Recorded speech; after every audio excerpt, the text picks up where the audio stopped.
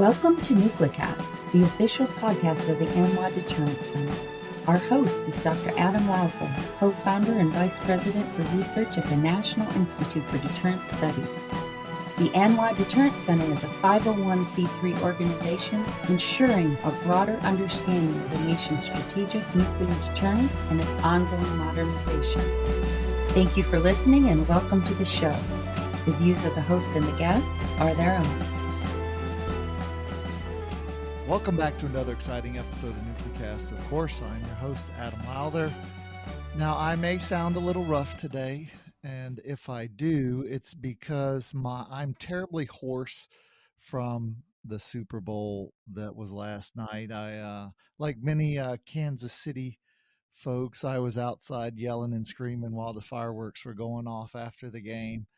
So, and Polly Keim is one of our guests today. She too is a Chiefs fan, but I don't think she was yelling as much as I was. So it was a great night, even though most of you folks will hear this weeks after the Super Bowl, but just know by the time you hear it, I'm still celebrating. So with that, our guests today are Polly Keim and Caleb Yip. They're both program analysts at NNSA. And they're young folks who came through the fellowship program and then stayed on at NNSA. And they're now part of that young workforce. And we wanted to bring them on NucleCast to get a perspective from young folks who are just starting their careers at NNSA. And so for many of the listeners, you're quite a bit more senior in the field. And this gives you an opportunity to see what some of the younger workforce are thinking, what they care about, and what's on their mind. So with that, Polly, Caleb, welcome to NucleCast. Thank you for having us. Happy to be here. It's great to be here. So tell us about, and I'll just go to you first, Polly. Tell us about the fellowship program and how you got into that, and then how you moved into a permanent job. And then if you could follow on with that with your experience, Caleb.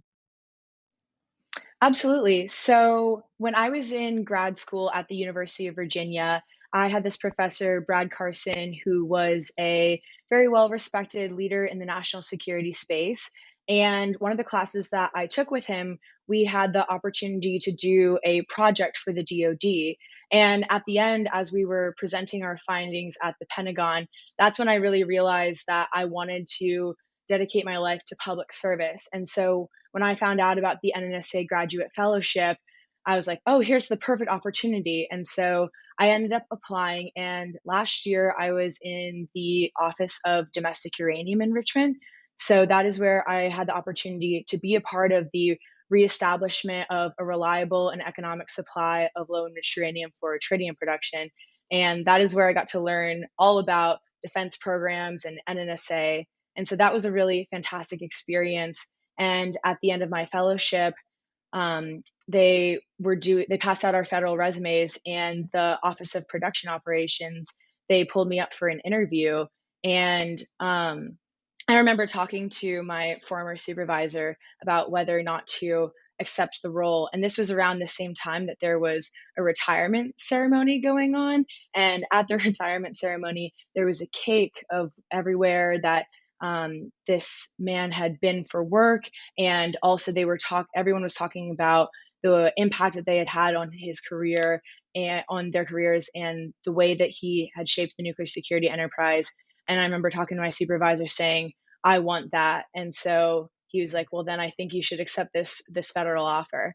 And so Caleb and I were really lucky to be in the Office of Stockpile Management, because moving just within defense programs, I've learned that there's a whole other aperture of different things to learn about. And so NNSA is a place where I get to learn something new every day. And I'm really happy to continue working here. Caleb? Yeah, thank you. I think Polly and I have somewhat similar paths. So I also went straight from grad school into the fellowship. My graduate degree was in security studies, and so I've known that I wanted to do something national security related for quite a while. But the exact place was kind of up in the air for me. I heard about the NNSA Graduate Fellowship through a couple people who I'd worked with at the Nuclear Threat Initiative who had gone through this program. And then by the time I was applying, it was actually a friend of mine in grad school who was in the program at the time who was telling me about it. It seemed really interesting, and he had encouraged me to apply. And by the time I got into the interview stage, I get on the interview for the Office of Defense Programs, and who was it except this guy who I'd had a class with, because he was the current fellow in that office. And so, as luck would have it, they liked me as much as I liked them. And so I was accepted into the front office for the deputy administrator for defense programs last year. And that was just a phenomenal experience. It was definitely kind of the mile wide, inch deep style of working, right? I got to see a little bit of everything that happened in defense programs, but we weren't really developing, subject matter expertise in any particular thing, which was phenomenal for, getting into this field because there's so much to learn, and being able to see a little bit of, how everything comes together and being able to see how all these pieces interact was really, really helpful in deciding where do I want to go as a career. And I decided that I wanted to be more involved in the stockpile management side of things, really work some of the, weapon programs, and had kind of put out some of the feelers, talked to my current office around November, December of last year, and they decided to bring me on board because there was a permanent position that was open. Somebody had just retired, and so I was brought on back over the summer along with Polly, and it's just been a phenomenal experience. The amount of stuff I've been able to learn, the experiences I've been able to have, it is everything that I could have hoped for, really. Now, for most folks, they think of NNSA and they think of, you have really sort of two components. You have the M&O contractors, the labs that are doing the work. And then you have NNSA that largely oversees the work. And it's, primarily engineers, program managers, managing budgets, managing schedules, things of that nature. So for you, as two folks who have a policy background, social science, how do you fit in, and sort of what is the role for the non-engineering folks within NNSA, and how big is that role? Is it a sort of a small niche opportunity? Is there a lot of opportunity? Tell us about what that's like. Caleb, maybe you want to go first this time. Sure. Yeah, so I definitely was surprised when I came in how much of NNSA's work was on the, program management side of things. But I've found that there is a lot of opportunity for policy work, or at least policy adjacent work. And the other thing I've learned too is having this, program management and the technical knowledge is going to be really helpful for my career, right? Before I got into an NSA, I had kind of had a nebulous idea of where I wanted to be. I knew eventually, I'd like to work on nuclear policy, but as I learned more about, how NNSA interacts with the DoD, the lesson that I took away was essentially it's really hard to be able to work this without knowing all of the technical details of how things actually get done, right? It's one thing to say we're going to start a new program of record to address, these threats or these targets. It's quite another to say, okay, how does that actually happen, right? How do we get the resources? How do we get the budgets? How do we do all of that? Because you can't just say, I'm going to do this thing and then magically happens. And so that was a really valuable lesson for me to learn last year. And it really kind of drove home the necessity of learning this side of things, even though, program management is probably not what I'll do for the rest of my career. It's a really helpful skill to have. And my office, Stockpile Sustainment, we work pretty closely with the DoD, with the armed services to execute sustainment activities. And so through that, I've learned a lot about, where policy interacts with kind of the program management side of things, right? A lot of these issues do have policy implications, right? And so, to give an example, should Congress decide to authorize and appropriate for the B6113, that's going to have impacts on how we plan our activities down the road, right? And so seeing those interactions has been really interesting. And I think NNSA also does a really good job of giving young people the chance to have policy discussions, even if it's not strictly related to their work. Actually, Polly and I tomorrow will be on an NNSA roundtable discussion about Taiwan contingencies and how that might impact NNSA's mission. And I think that's just one example of, that has very little bearing on my day-to-day work, but it's a really good professional development opportunity. Mm-hmm. Absolutely. This is something that Caleb and I talk a lot about, of where do people with non-engineering backgrounds in defense programs fit in? And I think that there is a huge space for that kind of background, because I think that what we really bring to the table is the ability to translate technical information into concise, clear messaging, because that essentially is what I believe my role as a program analyst is to message up to leadership where they should be making decisions and down selects, and trying to advocate for the labs, plants, and sites as much as possible. And also in my day-to-day, another thing that I've been trying to get more involved in is the budgeting process. My acting supervisor is a budget wizard, and so being able to look at the explanation of changes from year to year of how the sites are executing is something that someone with a policy background can definitely slot in there. And another point I'd like to bring up on that is that NNSA has given us a lot of opportunities to go out and travel out to the sites to see, like you were saying, like where the real work is being done. And I think that really impressed upon me, like how the labs and sites are really the crown jewels of the nuclear security enterprise. And it's given me the opportunity to appreciate all of the hard work that's being done. And it just makes my role as a program analyst like that much more fun and interesting.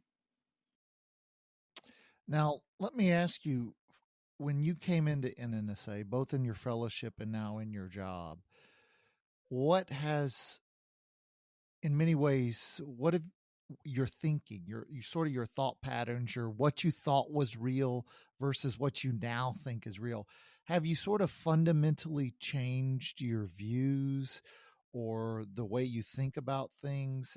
Is from, say, let's say being in graduate school to now actually trying to accomplish a mission. Has that changed your thinking for you? And if so, how? I think that by being in this role, it's really made me realize how difficult, but also I would say that it's shown me a lot of the different like opportunities and challenges that we have in this enterprise, because I think it's easy as an outsider looking in of like, why can't we get this capability online? Why can't we do a quick turn here? And not to say that we're not asking these questions of how we can move faster and more agile and responsive, but I think that going out to the sites, like when I was in my fellowship, I had the opportunity to go out to PF4, and just by walking through, I got to see even some of the spacing challenges and just things that I wouldn't normally think about. And so I think that that's made me a lot more understanding and empathetic of the way that these processes move, because um, safety of workers and safety to the environment and a lot of other factors that we have going in, I think it just made me think about the bigger picture of what's going on in the enterprise and in government as a whole. And I think we have to kind of toe this balance between this. Sometimes things are done for a reason, and also questioning the status quo. So I think that is kind of the place that I'm in right now of trying to toe that line. So that's what I have kind of changed my thinking on. What about you, Caleb? I think so. As somebody with zero technical background, right? I didn't take a single science class in undergrad. Georgetown was very focused on international relations, history, all of that. And so when looking at kind of policy discussions and these issues, I'd always kind of just assumed that the science works because of course it works. It has to work, right? And then coming in and actually getting to talk to scientists, getting to see, how these things work, and recognizing the challenges that go with, like technical maturation and adopting new pieces of technology into the enterprise and seeing how difficult those things can be, has really been eye-opening in that, hey, sometimes it's really hard to do something, and I have never really understood that, until being able to actually talk to the people who do this work, and that's given me a really good appreciation for the technical side of NNSA and the work that the labs, plants, and sites do. Because it's really easy to say, we're going to adopt new innovative technologies. It turns out it's much harder to actually do the adoption. And that wasn't something that I'd really thought about prior to coming here. Now it's that time in the show where we have to take a quick break. So we'll continue the discussion after the break. But while we're at break, I wanted to sort of tee up our discussion. And let me ask you, and we'll come back to this. What do you think, as sort of new folks in the NNSA, what is it doing well, and what does it need to do to recruit young talent? So you're listening to NucleCast, and we'll be right back.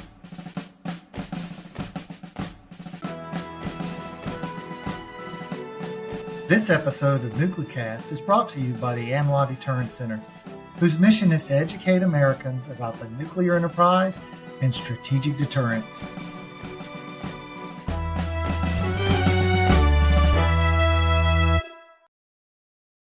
And we're back, and we're talking to Polly Keim and Caleb Yip of NNSA. They're young program analysts who are excited about a career, and we're learning about their paths. So I posed a question to you before the break. So Caleb, why don't you kick us off with that? Yeah, so obviously, this fellowship program is, I think, the biggest thing that NNSA has been doing well. The fact that Polly and I, both recently out of grad school, have been able to find jobs like this, I think that's a really hard pipeline to find elsewhere. Even though, DoD, state are starting these kind of fellowship programs, the NGFP program has had that history, right? People in NNSA, when they hear NGFP, they know what that means. They know that fellows coming out of the program are going to be good, good people to hire. And that means a lot in terms of, getting people into that pipeline, right? Coming in, you have a really high chance of converting into some sort of full-time position. And that gives a lot of certainty in what can often be a very uncertain environment for federal hiring. So I think the program has been phenomenal, and the program keeps growing, which is really, really good to see. I think the one thing that NNSA could do better is to kind of sort out between the program side and the budgetary and HR side. Sometimes there's a disconnect between, what programs would like to hire and what we are capable of hiring, and that's not always communicated.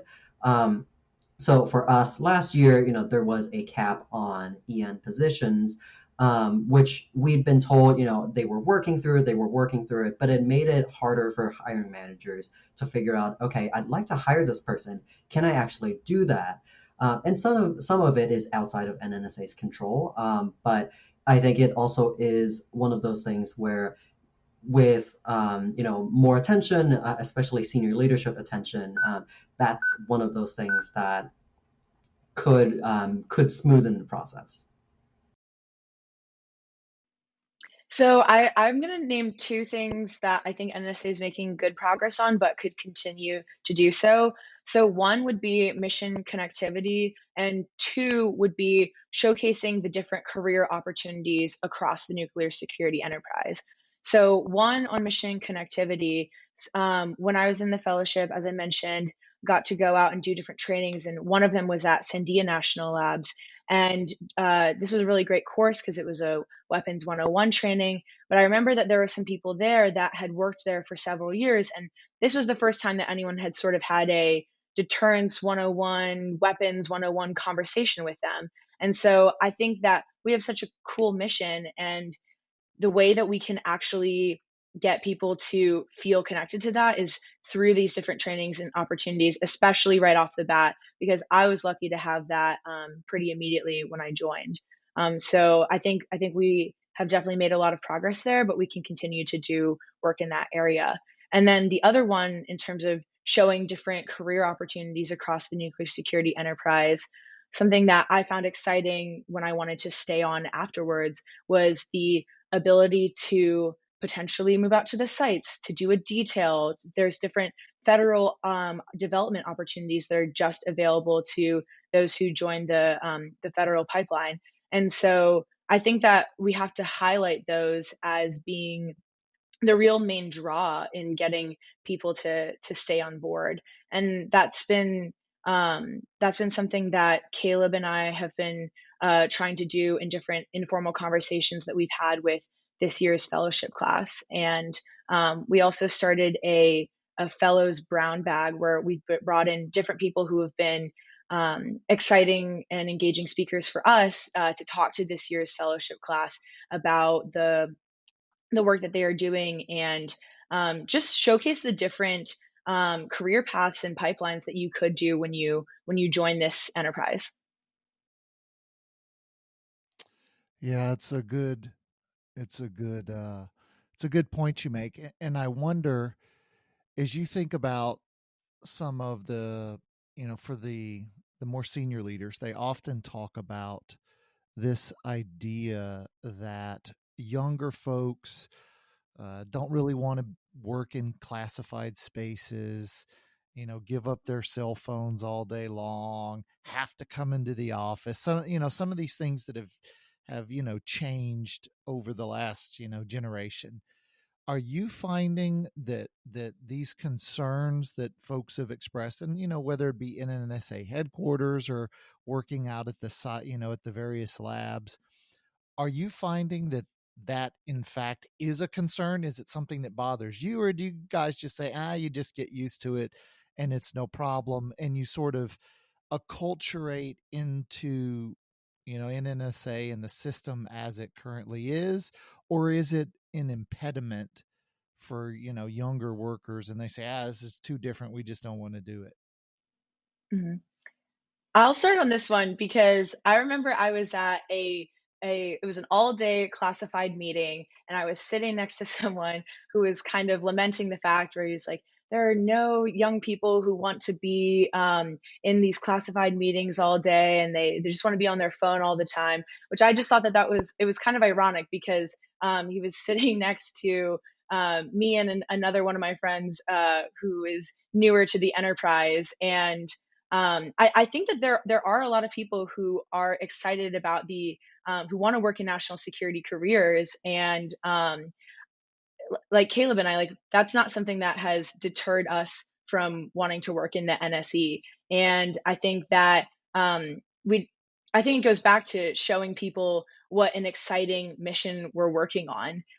Because there are some days in Forestall where we are in our windowless cubes where we have to remind ourselves of the broader mission that we're supporting, because it's not just about the deliverables that you're working on. It's about the entire team, and also just the ability to go into public service. So I think that there are people out there who are excited and interested in that, and it's just we have to find them and retain them. Yeah, I think one of the things I've noticed, because I've interned at think tanks, at nonprofits, etc. And the one thing that I've noticed that government is different is that you really get a sense of the work that you do matters, right? The work that we do is actively contributing towards national security, towards keeping America safe, and that's hard to do anywhere else, right? Private sector think tanks, you're doing really interesting work, but you don't get that sense of what I do matters as much as I think you do in government. And I think people discount how much that can overcome, some of the other obstacles, right? Sure, working for the government can be frustrating sometimes, right? The bureaucracy moves slowly, all of that. And yes, I would like to have a little more flexibility, sure, but honestly, I don't mind, because that sense of mission can, I think, overcome a lot of things. And to the point about coming into the office, what I've actually found is that as a early career person, I much prefer to be in the office, right? I want to be able to learn from and actually talk to the people who have done this work for the past 30, 40 years. And last year during the fellowship, I hadn't gotten my Q clearance yet. And so I wasn't able to physically sit with the office that I was working with. And that was, I think, one of the major, that's really the only downside of last year's fellowship, that I wasn't able to be, physically next to those people, because I think I would have learned a lot more if I was spending day in and day out with them. And so I think there is a valid point in that, having to come in every day could be a turnoff for some people. But there's a lot of benefits that comes with that too, right? To be able to talk to somebody who has been working these issues since during the Cold War, right? Since before we stopped nuclear testing, the wealth of information you can learn from that is just incredible, right? There are coworkers that I have who have forgotten more about weapons than I probably will ever know. And to be able to learn from them has been just incredible. Yeah, Now, and it's Caleb that makes a time. good. Oh, sorry.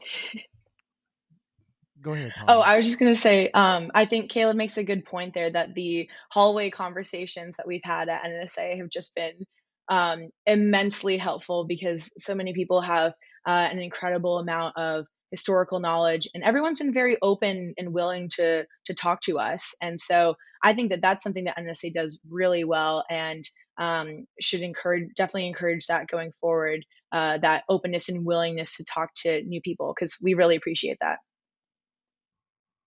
Now it's that time in the show where I like to bring out Bob the genie, and as I rub my magic lamp and Bob pops out, he of course grants all guests 3 wishes.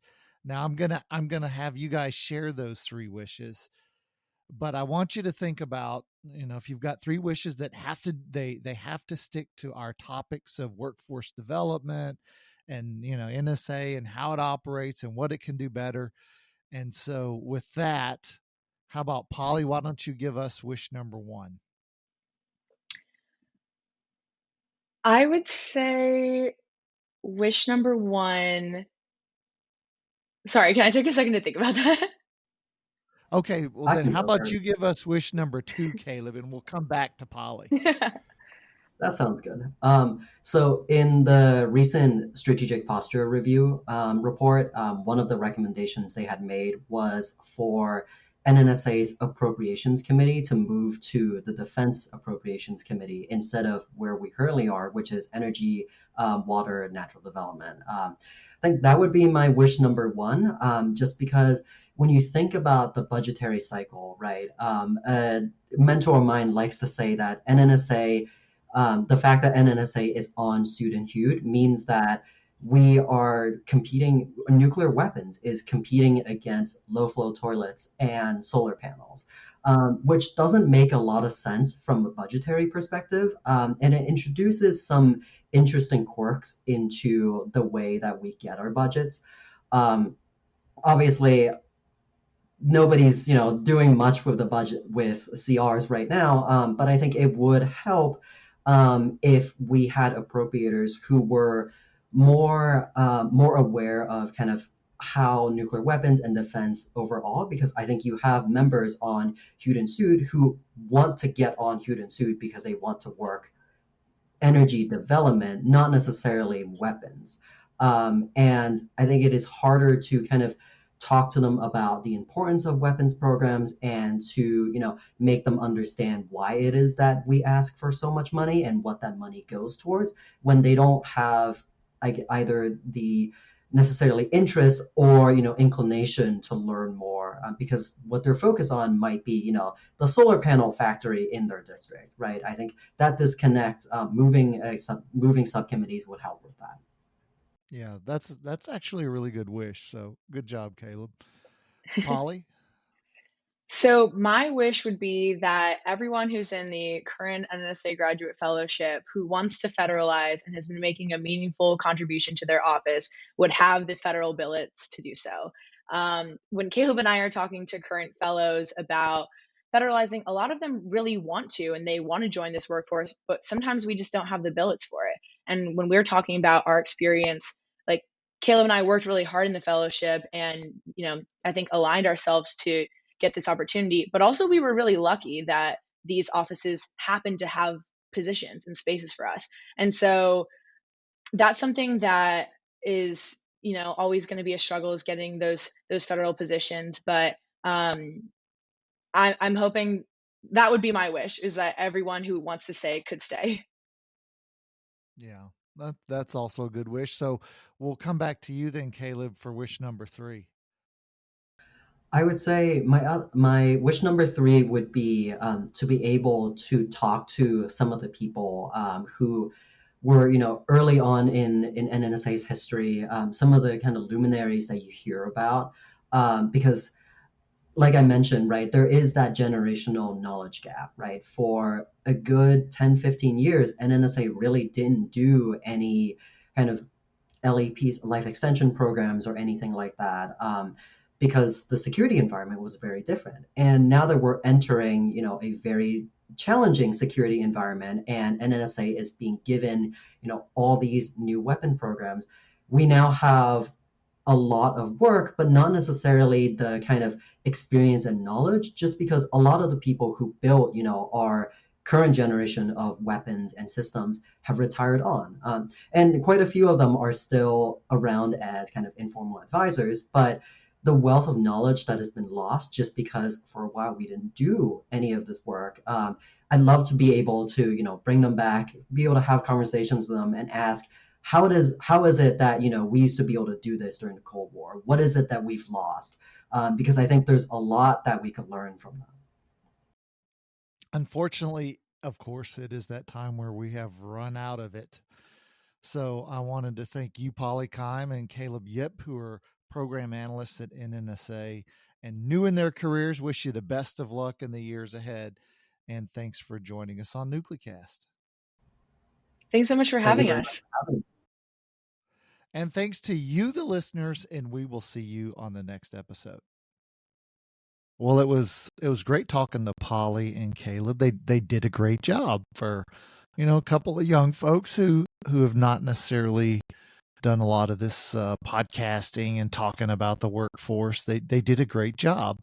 I enjoyed talking to them. They made some really good and interesting points.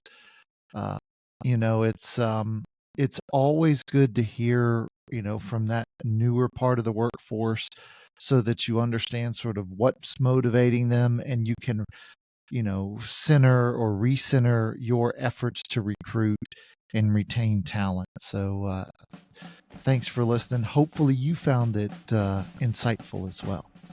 This has been a production of the NY Deterrence Center, a 501c3 that seeks to educate key decision makers, stakeholders, and the public to ensure a broader understanding of the nation's strategic nuclear deterrent. Our executive producer is Kimberly Charrington, and this episode has been engineered and mixed by David Crumpall. Help us grow our followers by sharing it, and follow the show on LinkedIn, Facebook, and Twitter at NucleCast.